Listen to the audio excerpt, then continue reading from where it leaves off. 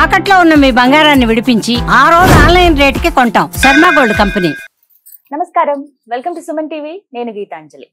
కామాఖ్య ఎంతో సుప్రసిద్ధమైనటువంటి అమ్మవారి క్షేత్రం అండి. అమ్మవారి శక్తి పీఠాల్లో ఒకటిగా మనం చూస్తాము. ప్రత్యేకించి జీవితంలో ఒక్కసారైనా ఆ క్షేత్రంలో ఉన్నటువంటి అమ్మవారిని దర్శించుకోవాలని అందరి కోరిక.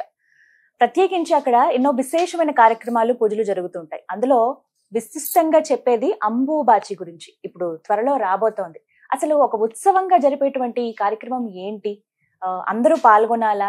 దర్శించడం కుదరని వాళ్ళు ఏం చేయాలి? ఒకవేళ దర్శన భాగ్యం కలిగితే ఆ రోజులు ఏవైతే ఉన్నాయో, ప్రత్యేకంగా 5 రోజులు అని చెప్తారు, 5 రోజుల్లో వెళ్ళి దర్శనం చేసుకోవాలా?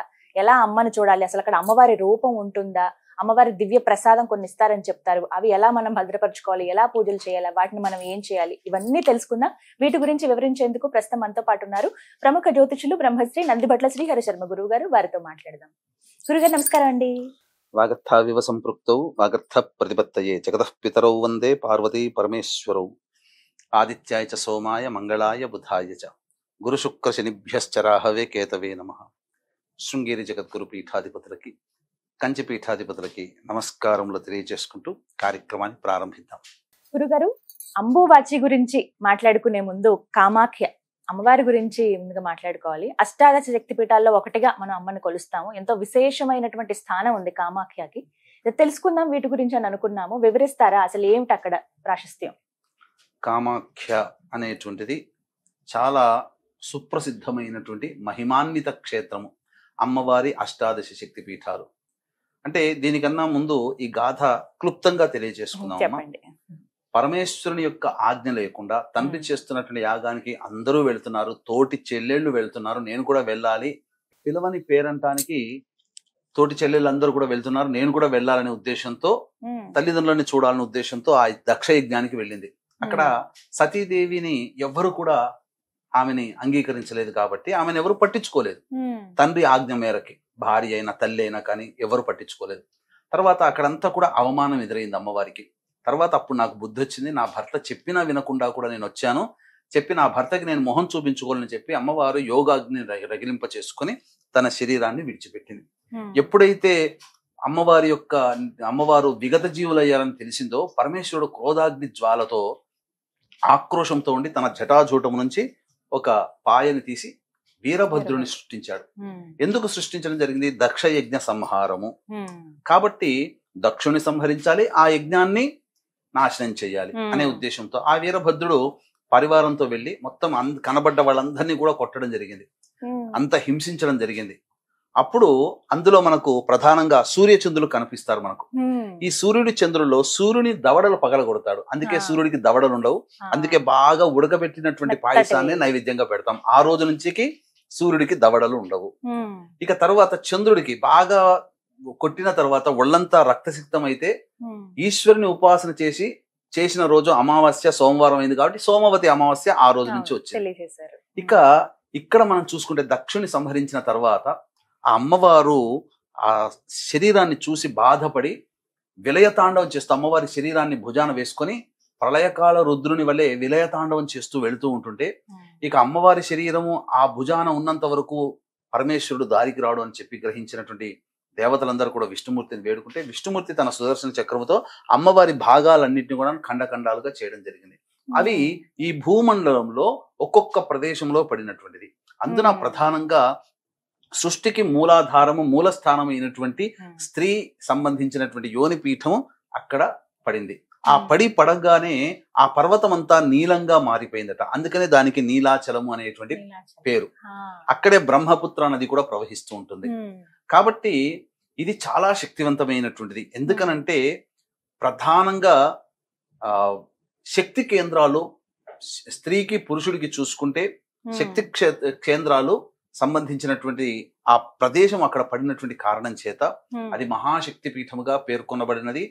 అక్కడ ఇప్పటి వరకు కూడా చాలా విశేషమైనటువంటి పూజాది కార్యక్రమాలు, జంతు బలులు, ఒకప్పుడు నరబలులు కూడా ఇచ్చేవాళ్ళట.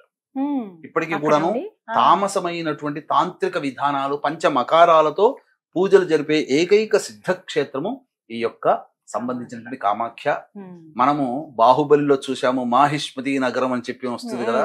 అసలు ఆ అమ్మవారి క్షేత్రం ఉన్నదంతా కూడా మాహిష్మతి నగరంలో. ఈ మాహిష్మతి నగరాన్ని నరకాసురుడు పరిపాలించాడు. ఇది సత్యభామ కృష్ణుడికి సంబంధించిన నరకాసుర వధ ఉంటుంది కదా, ఆ నరకాసురుడు ఈ అమ్మవారిని విశేషంగా పూజ చేసి అనేకమైన శక్తులు పొందాడు కాబట్టే ఆ నరకాసుని సంహరించడానికి సాక్షాత్తు విష్ణువే అవతరించాల్సినటువంటి పరిస్థితి ఏర్పడింది. కాబట్టి ఇంతటి మహా విశిష్టమైనటువంటిది. ప్రధానంగా ప్రతి స్త్రీకి కూడా ప్రతి మాసములో ఋతుమతి అయినట్టుగా అమ్మవారు సంవత్సరంలో ఒక్కసారి ఋతుమతి అవుతుంటుంది. ఆ ఋతుమతి అయినటువంటి సందర్భంగా అక్కడ ఉన్నటువంటి ప్రాంతాల దేవతా పూజలన్నీ కూడా నిలిపివేస్తారు. అది ఒక ఉత్సవంగా చేస్తారు. దీనినే అంబుబాచి ఉత్సవం అని అంటారు. ఇక్కడ పోయిన సంవత్సరం ఈ కామాఖ్యకి అనేక విధాలుగా దేశ దేశాల నుంచి విదేశాల నుంచి దాదాపు 25 లక్షల మంది పాల్గొన్నారు.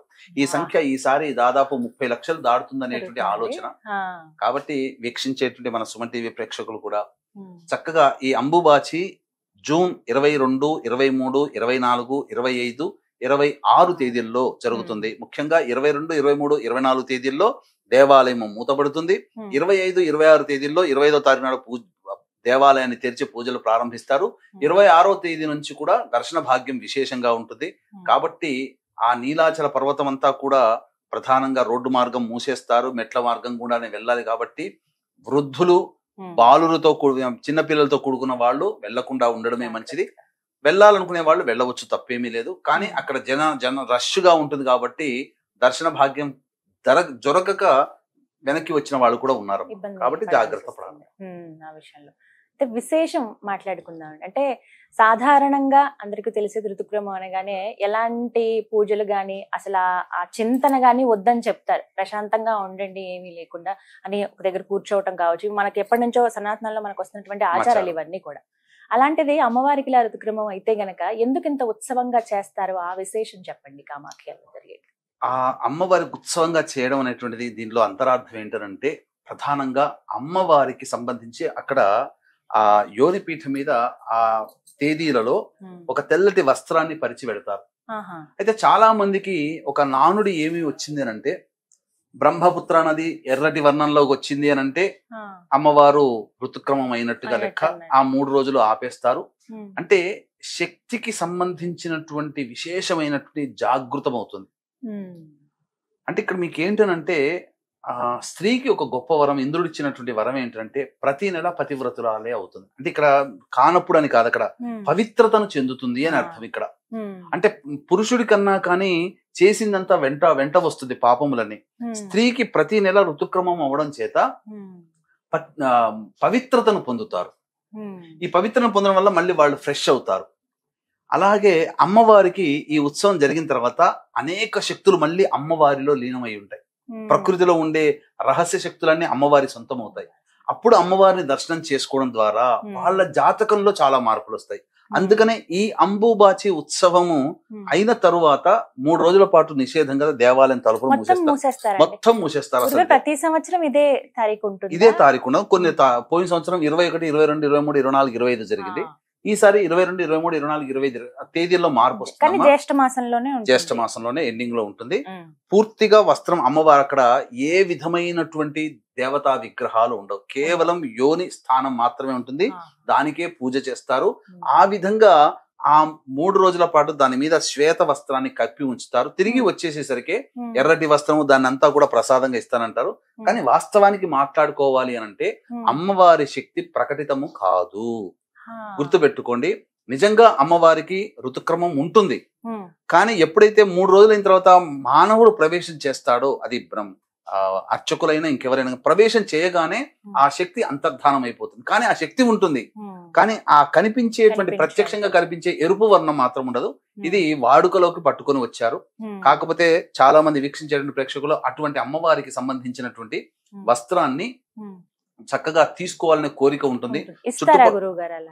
ఇస్తారమ్మా, ఇస్తారు. ఆ పూజారులు ఇస్తారమ్మా, చిన్న ముక్కమ్మా, ఇంత ఇస్తారమ్మా. అది ఏ రంగులో ఉంటుంది? అది ఎరుపు వర్ణంలో ఉంటుంది. అయితే చుట్టుపక్కల అమ్మేటువంటి కూడా ఈ వస్త్రం అని చెప్పి ఇస్తారు, కానీ అది కాదమ్మా, అదంతా కూడా నకిలీలే. ఒరిజినల్ కావాలంటే ఆలయ పూజారులు మాత్రమే ఇవ్వగలరు. మరి ఇన్ని లక్షల మందికి ఎంత పెద్ద వస్త్రం అయితే సరిపోతుంది? కాదమ్మా. కాబట్టి దీన్ని దృష్టిలో పెట్టుకొని మనకు అది నిజంగా ఒరిజినల్ గా దొరికింది అది కొద్ది మంది విఐపీలకి మాత్రమే దొరుకుతుంది. సామాన్య మానవులకి దొరకడం ఎంతో అమ్మవారి అనుగ్రహం ఎంతో ఉంటే తప్ప సామాన్యులకు దొరకదు. కాబట్టి అమ్మవారి అనుగ్రహాన్ని పొందే ప్రయత్నం చేయాలి. అంటే విఐపీలకి మాత్రమే అమ్మవారు కనిపిస్తుందానంటే వాళ్ళు ఎక్కువగా వాళ్ళని పూజలని సంతృప్తి పరిచి వాళ్ళ దగ్గర ఉన్నది తీసుకోగలుగుతారు. అది అంతే తప్ప అమ్మవారి అనుగ్రహం కాదు. ఇక్కడ ఆ యొక్క తీసుకురాబడినటువంటి వస్త్రం గనక ఎవరింట్లోనైతే ఉంటుందో ఇంట్లో ఉన్నటువంటి నకారాత్మకమైనటువంటి శక్తి దూరం అవుతుంది. ఫస్ట్ ఆఫ్ ఆల్ వాళ్ళ ఇంట్లో జాతక చక్రంలో వాళ్ళ ద్వారా ఉండేటువంటి మార్పులు జరుగుతాయి. ఇప్పటికీ నా అనుభవంలో నా చుట్టుపక్కల కొంతమంది నాకు ప్రత్యేకమైనటువంటి కొంతమంది ఉన్నారమ్మా. వాళ్ళు ఆ అమ్మవారికి సంబంధించినటువంటి ఇంత వస్త్రాన్ని తెచ్చుకుంటారు, పాకెట్లో పెట్టుకుంటారు, లేదా ఇంట్లో పూజ చేస్తారు. వాళ్ళలో చాలా మార్పులు వచ్చాయమ్మా. అనేక రకాలైనటువంటి శత్రు భయాలు పోయాయి. కోర్టు కేసుల్లో వాళ్ళు విజయాన్ని పొందిన వాళ్ళు ఉన్నారు. భూ సంబంధమైనటువంటి సమస్యలన్నీ కూడా తొలగిపోయినటువంటి సందర్భాలు ఉన్నాయి. దీనికి పూజ చేసుకునేటువంటి విధానం కూడా ఆ అమ్మవారి వస్త్రాన్ని ఒక చక్కటి చెక్కపెట్టెలో పెట్టి ప్రతిరోజు తీసి ఆ చెక్కపెట్టెలో ఆ అమ్మవారి వస్త్రానికి పూలు అలంకరణ చేసి ధూపదీప నైవేద్యాలు ఇచ్చి మళ్ళీ పెట్టుకోవచ్చు. పూజా మందిరంలో పెట్టుకోవచ్చు, లేదా పాకెట్ లో పెట్టుకోవచ్చు, బ్యాగ్ లో పెట్టుకోవచ్చు, ఇలా చేసుకోవచ్చు. కానీ పవిత్రంగా చూసుకోవాలి దాన్ని. ఆ విధంగా చేసుకున్నట్లయితే అమ్మవారి శక్తి అంటే దాని అర్థం ఏంటంటే మనకు ఒకటే మాటలో చెప్పాలి అని అంటే ఋతుమతి అయిన స్త్రీ 4వ రోజు మరియు 5వ రోజు పవిత్రతను పొందుతుంది, శక్తిని పొందుతుందో అదే విధంగా అమ్మవారు కూడా ఋతుమతి అవుతారు. అమ్మవారికి సంబంధించినటువంటి అనేక శక్తులు, దివ్య శక్తులు ఆ 4 లేదా 5వ రోజు ప్రకటితమవుతుంది. దాన్ని ఆ విధంగా అమ్మవారిని దర్శించడం ద్వారా చాలా దోషాలు తొలగిపోతాయనే భావనతో అందరూ కూడా ఆ ఉత్సవంగా వెళ్తారు. ఆ ఉత్సవం జరిగేటువంటి ఆ 5 రోజుల పాటు కూడా గుడి మూసివేసినప్పటికీ కూడా గుడి ప్రాంగణంలో చక్కగా కూర్చొని ఆధ్యాత్మికమైనటువంటి గురువులు వస్తారు, తాంత్రిక పరమైనటువంటి గురువులు వస్తారు. వాళ్ళు చేసేటువంటి పూజలు కావచ్చు గాక, ఆధ్యాత్మిక విజ్ఞానం కావచ్చు గాక, తంత్ర విజ్ఞానం కావచ్చు గాక, తద్వారా ఎన్నో గొప్ప గొప్ప విషయాలను తెలుసుకునే అవకాశం ఆ సందర్భంగా అంబుబాజీ ఉత్సవ రూపంలో అక్కడికి వచ్చినటువంటి వాళ్ళ ద్వారా మనం తెలుసుకోవచ్చు. అన్నిటికంటే మించి ప్రధానంగా అక్కడ విశేషమైనటువంటి తాంత్రిక పూజలు జరుగుతాయి. అక్కడ సిద్ధించుకున్న వాళ్ళు కూడా ఉన్నారు. భగవంతుడు అవకాశం ఇస్తే భవిష్యత్తులో అక్కడ అట్లా మంచి కార్యక్రమాలు చేయాలనేటువంటి ఉద్దేశం కూడా ఉందమ్మా. అయితే ఇప్పుడున్నటువంటి ఈ వారాహి నవరాత్రుల సందర్భంగా 9 నవరాత్రుల పాటు మన పీఠం ఆధ్వర్యంలో చక్కగా ఈ కార్యక్రమాలు జరిపించి జూలై 4వ తారీఖు రోజున ఆఖరి రోజున 9 వారాహి అమ్మవార్ల యొక్క పూజాది కార్యక్రమాలు వీక్షిస్తున్నటువంటి ప్రేక్షకుల గోతనామాలతో జరిపించి శక్తిపాతం చేయబడినటువంటి శంకరంగలి మాలని ఇవ్వడం జరుగుతుంది. కాబట్టి అవకాశం ఉన్న వాళ్ళు కార్యక్రమ తదనంతరం కాంటాక్ట్ చేసి జూలై 4వ తారీఖు రోజు జరిపేటువంటి కార్యక్రమంలో మీ గోతనామాలు నమోదు చేసుకోవచ్చు. చివరిగా ఒక ప్రశ్న గురువు గారు, మరి ఇట్లా ఉత్సవం జరుగుతోంది, చాలా మందికి దర్శన భాగ్యం కలగకపోవచ్చు, కానీ అమ్మవారికి విపరీతమైన భక్తులుగా ఉంటారు. ప్రత్యేకించి పురుషుల గురించి మాట్లాడితే వారు ఏమైనా నియమాలంటే ఏమైనా పాటించాలా ఈ ఉత్సవం జరిగేటువంటి ఈ రోజుల్లో? శ్లోకం చెప్తానమ్మా. తప్పకుండా. యాదేవి సర్వభూతేషు మాతృరూపేణ సంస్థిత నమస్తస్యే నమస్తస్యే నమస్తస్యే నమో నమః. ఈ యొక్క సర్వ జగత్తులో కూడా ప్రతి స్త్రీని కూడా మాతృ రూపంలో చూడమని చెప్పబడి ఉంది. ఈ సమస్త జగత్తుకి కూడా తల్లి ఆ పార్వతీ అమ్మవారు. పార్వతీ పరమేశ్వరుని తల్లిదండ్రులుగా అనుకుంటాం కదా.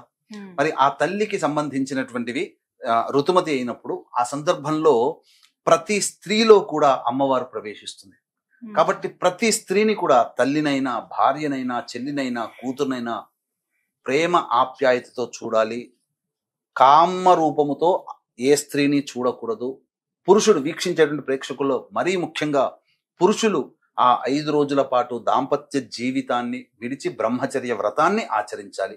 ప్రతి పురుషుడు, ప్రతి స్త్రీ కూడా ఎక్కడో అమ్మవారు అక్కడ అవుతుందని కాదు, ప్రతి ఇంట్లో కూడా ఆ శక్తి మన ఇంట్లోనే ఉంది, మన తల్లి రూపంలోనే ఉంది, మన భార్య రూపంలోనే ఉంది, మన చెల్లి రూపంలోనే ఉంది, మన అక్కల రూపంలో ఉంది, మన కూతుళ్ళ రూపంలో ఉంది, మన తోట పనిచేసేటువంటి సహోద్యోగినిల రూపంలో ఉంది, మన ఇంటి చుట్టుపక్కల ఉన్న ఆడవాళ్ల రూపంలో ఉంది.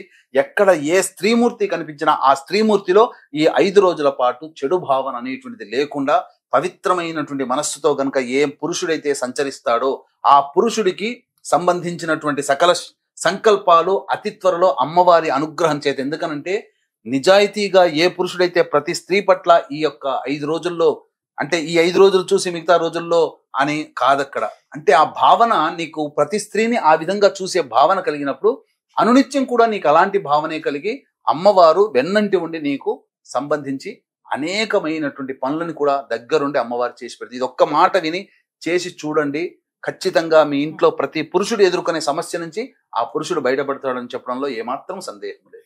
చక్కగా వివరించారు గురువుగారు. ధన్యవాదాలండి. సర్వం శ్రీ ఉమామహేశ్వర పరబ్రహ్మార్పణమస్తు.